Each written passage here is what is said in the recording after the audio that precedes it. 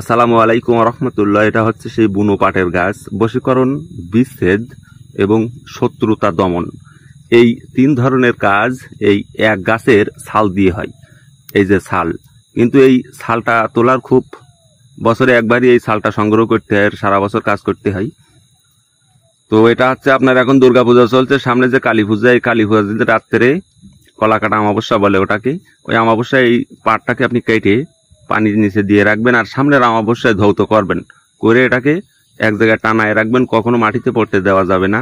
ছায়ায় শুকাবেন, শুকানোর পরে এই পাটের যে ছাল দিয়ে আঁশ দিয়ে আপনি বশীকরণ এবং বিচ্ছেদ, শত্রু দমন কিভাবে করবেন তার আলাদা আলাদা একটি করে ভিডিও আমি আপনাদের সামনে তুলে ধরবো। তো অবশ্যই সেই আলাদা আলাদা ভিডিওগুলো আপনারা দেখবেন, দেখে আপনাদের কাজ আপনারা করবেন। আর এই যতটুকু পরিমাণ বললাম, যেহেতু সামনে সময় আগত, আপনারা এটা সংগ্রহ করেন আর ভিডিওটি শেয়ার করবেন, কমেন্টে লিখে জানাবেন বেশি বেশি, তাহলে আমার আগ্রহ জাগবে আপনাদের এই 3টে ভিডিও দেওয়ার জন্য।